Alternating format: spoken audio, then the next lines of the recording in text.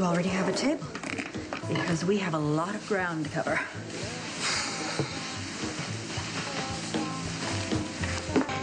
You kidnapped your husband.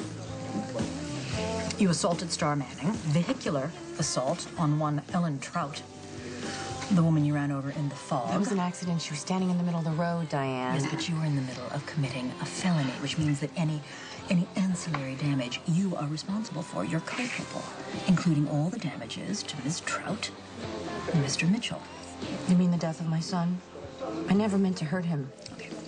There's no way that the prosecution can prove that you lured this vehicle, this other vehicle, you enticed it to follow you. So I am fairly certain that I can get the manslaughter charge dismissed. Which means I won't go to prison. No, because the other charges also carry prison time, and there's a lot of evidence against you. That's what I'm paying you for, Diane, so you can come up with a strategy. Already done.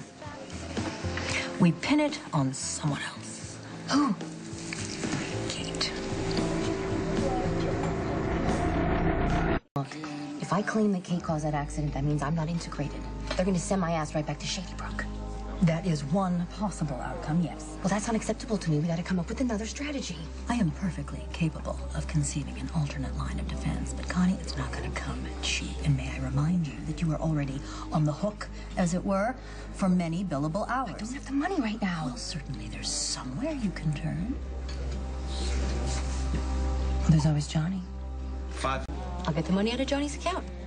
Well, if you're sure. Hey, it's community property, right? He's my husband. His accounts are my accounts. Matrimony, the gift that keeps on giving. Let me know when you can write a check that clears. Hey, you're not leaving. Connie, I have 3 rules for my very successful practice. Number 1, I scrupulously guard my client's privacy.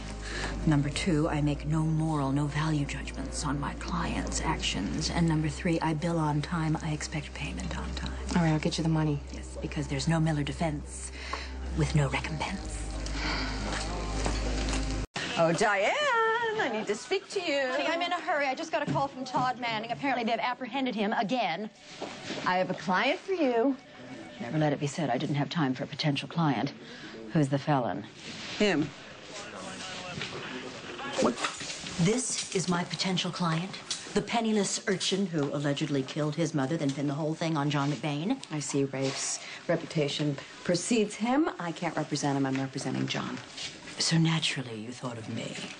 Pro bono work is an important element of every responsible law firm. Yes, Alexis, and as much as I want to participate in helping the greater good, my plate's a little full right now. You want to know who his mother was? Who? Allison Barrington.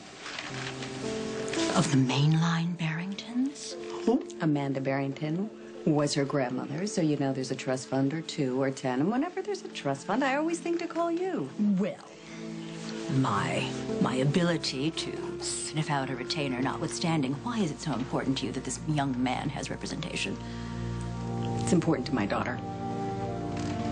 Time to get you processed. You will, of course, adhere to protocol when processing this detainee, paying scrupulous attention to his rights as a minor. There won't be any solicitation of information, no attempted coercion of a so-called confession. The kid wants to tell us something. Yeah, see, this department has a reputation for flagrant violations of the Fifth Amendment right to avoid self-incrimination.